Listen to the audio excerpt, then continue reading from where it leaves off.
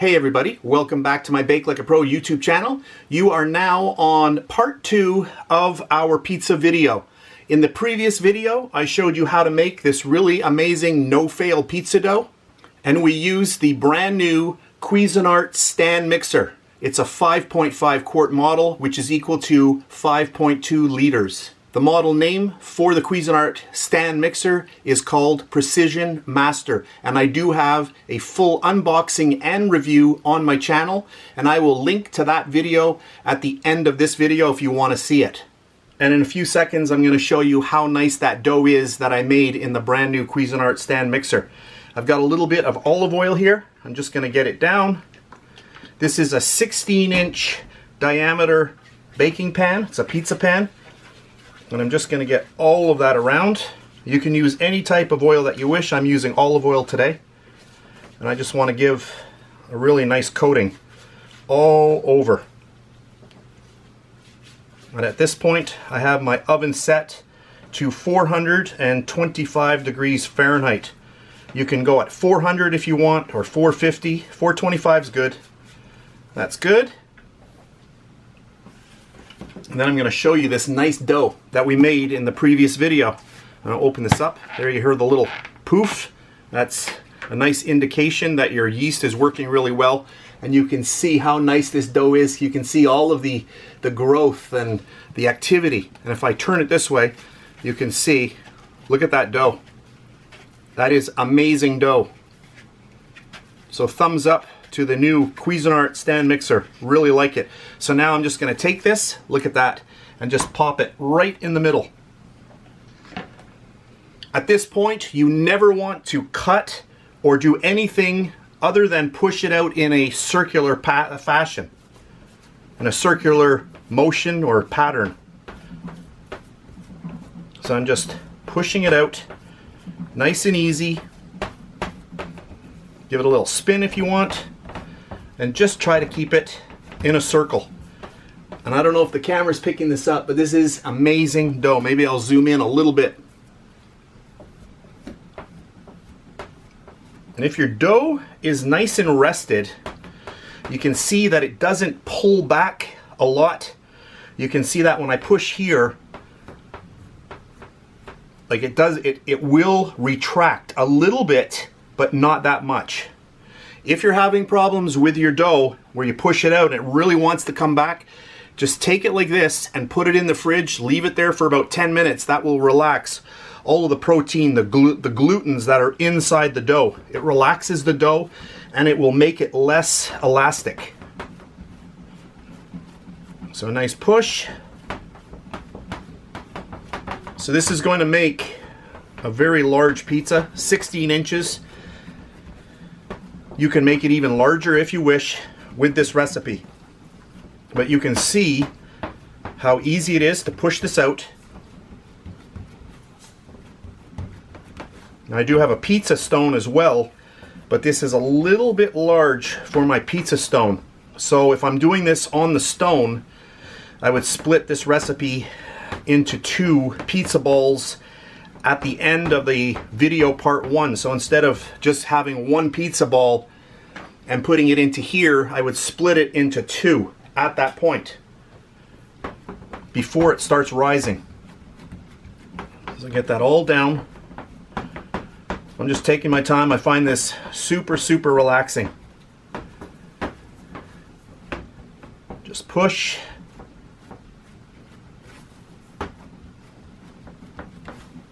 Just like that. It's starting to look really nice now. I'm going to be putting on a pizza sauce next, and that I have a video or 2 or 3 on my channel to show you how that's made. I might have 2 videos on the channel, I'm not sure. At least 1. I might have 2. And get it all down like that. That looks good. See, as I'm going around the edge, I want the edge to have a little bit of thickness. So I'm just kind of, as I'm just pushing against the edge just to give it a little bit of a ridge. Just like that.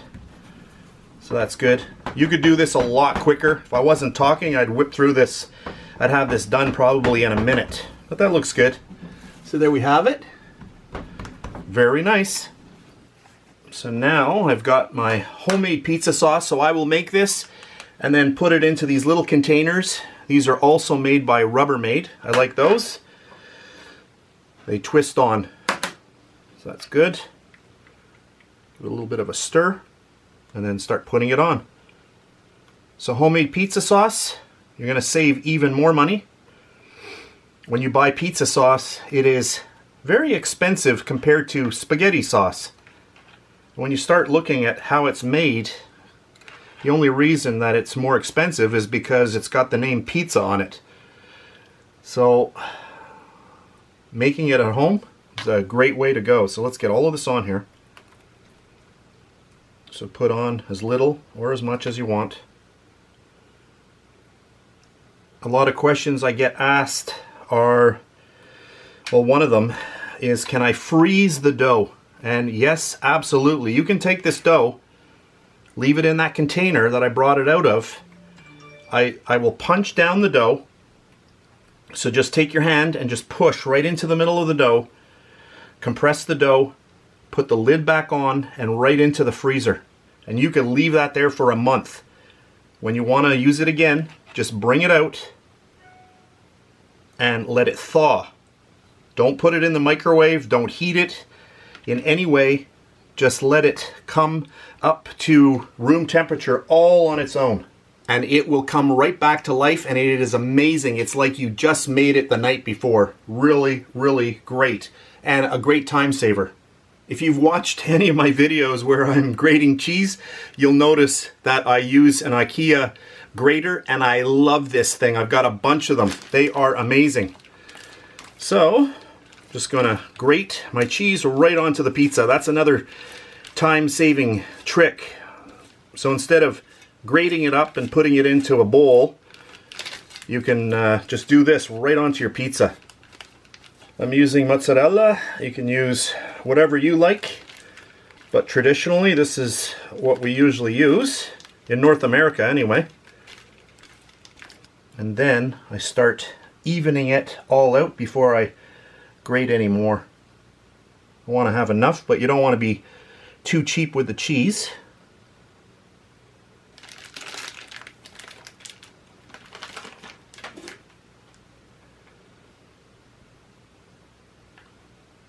So try to spread it out as evenly as you can. After you've added your cheese, then it's really up to personal choice what you want to add. I've cut up just a few of these little champignon mushrooms. Just going to get that on there. It's just going to be basically for one slice right in there. That's good. And then I've just cut up some green pepper. And you can either cut it into tiny pieces like I did here, or you can keep it in long slices. Sometimes I do it that way. Really doesn't matter. And we'll just get a few of these on here. So my oven is preheated right now to 425 degrees Fahrenheit. You want to make sure that your oven is at the correct temperature that is required in your recipe before you add anything like a pizza or cookies or cakes into the oven. That's a question I get all the time. So you have to have your oven preheated. And then the last step, I am going to be adding a little bit of pepperoni. You can go crazy with the pepperoni. You can cut it into little wedges if you want, or just put a few of these all over the place. Now, if you completely cover the pizza with pepperoni, you'll find that your cheese doesn't really, it'll melt, but it won't brown very well. So it's up to you how you like it. You can also take the pepperoni and put it underneath. So do the sauce, then your layer of pepperoni, and then do the cheese and all of your other toppings. That's another way of doing it. This is super relaxing. There, I think that looks pretty good. So I am now going to pop this into my 425 degree Fahrenheit oven. I'm going to bake it off. I'll bring it back and I'll tell you exactly how long I baked it. So here we go. Let me get that on camera. This was in my oven, 425 degrees Fahrenheit for exactly 14 minutes. And this looks amazing. You can still see it, still bubbling. This is extremely hot. Oh, that looks good. Look at that. Oh, imagine that. We started off with nothing but some flour, yeast, oil, salt, a little bit of sugar, and here we have this amazing pizza, all made at home. And the money that you save making pizza at home, it is incredible. So I'm just going to let this cool down a little bit, and then we're going to slice into it. Well, I cannot wait any longer. Ooh, that's hot. Let's get in there. Oh, look at that. Hopefully the camera's picking this up really well. If you ever notice, sometimes you don't get right into the corner properly. So just get yourself a knife and just get right in there and just cut that little edge, because the pizza wheel can't get right in. So just get a nice little slice there. Whew. Oh, this is amazing. Get right in there.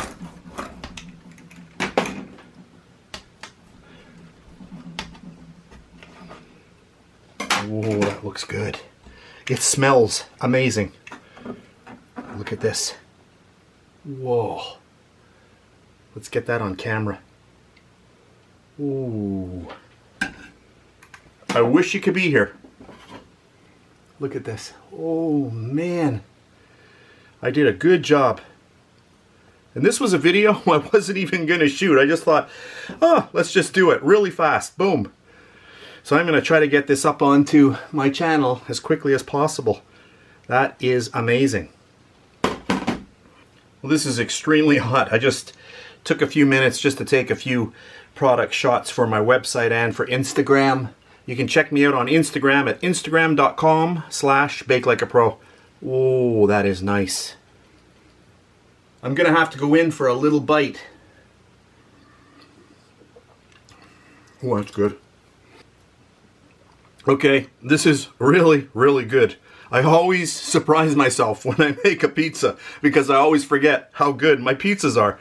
Let me just give a little tilt to the bottom. You can see that nice golden crust. Really amazing. So I hope you enjoyed this video. If you did, please give me a thumbs up, subscribe if you wish, and if you're on Facebook, you can check me out at facebook.com/BakeLikeAPro.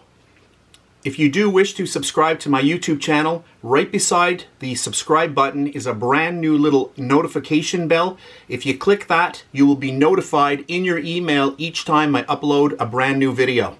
And I guess I'll close off this video by saying this is part 2 of 2. If you missed the first part where we actually created the dough, that is in part 1. And you will see a link at the end of this video. You can just touch your screen and it'll take you right away to the first video where I created that dough. And the machine that I use for today's video is the brand new stand mixer by Cuisinart. The model is Precision Master, a very powerful machine rated at 500 watts. And I'll put a link to that as well at the end of this video in case you want to see an unboxing and review of all of the stuff that comes with the mixer. So that's it for today, a really fun one. I didn't even plan on doing this video and it turned out super well. I'll try to get this on YouTube as quickly as possible. That's it for today, and I'll see you next time. Whoa, gotta go for a bite. Yum. That is amazing.